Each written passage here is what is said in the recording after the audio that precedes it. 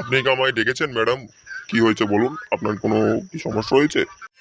আমার খুব সমস্যা হয়েছে বুঝলেন তো। মেয়েটা খাচ্ছে না, কিছু করছে না, আমার ভালো লাগছে না কিচ্ছু। আমাকে বলতে পারেন, কোনো লজ্জা নেই, বলুন একবার। আমি সব ঠিক করে দেবো, আমি সব রকমের ডাক্তার, বুঝলেন তো, আমি সব কিছুই পারি। আপনি কত বড় ডাক্তার, আপনি সব কিছু পারেন। এমন কোনো রোগ নেই যে আমার কাছে ঠিক হয় না। আপনি যে রোগ বলবেন আমি সেই রোগই ঠিক করে দেবো আপনাকে, শুধু একবার মাত্র বলুন, তুড়ি মেরে সব কিছু ঠিক করে দেবো। মা মা, ডাক্তার কাকু মনে হয় খুব ভালো চিকিৎসা করতে পারে। দেখো দেখো, তোমার যেই রোগটা হয়েছে ডাক্তার কাকু ঠিক করে দেবে।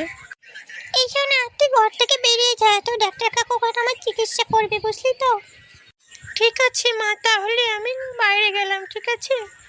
হ্যাঁ শোনা, তুমি চলে যাও, বাড়ি চলে যাও। বাচ্চা মানুষ ভয় টয় পাবে কোথায় দেখে, তখন অজ্ঞান টজ্ঞান হয়ে যাবে, ঠিক আছে। আমি তোমাকে ঠিক দেখে নেবো চিকিৎসা হয়ে গেলে। বলেন এবার কি আপনার কিছু হয়েছে, আমাকে বলেন, খুলে বলেন।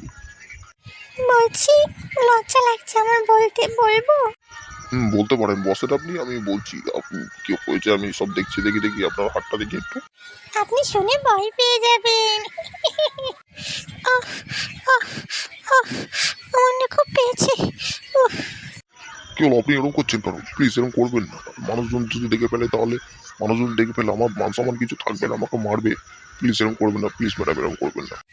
আপনি যদি আমার সাথে, বুঝতে পারছেন তো ব্যাপারটা? না না, কিছুই বুঝতে পারছি না আমি, আমি কি বুঝবো বলুন। বুঝতে পারছেন না? তাহলে বেরিয়ে যান আমার ঘর থেকে, ঠিক আছে? আমার ঘরে কিন্তু আর ঢুকবেন না। আপনি ফালতু ফালতু তাহলে আমাকে চেম্বার থেকে ডাকলেন কেন? আমার 400 টাকা ফিস হয়েছে, আপনি টাকাটা দিন আগে।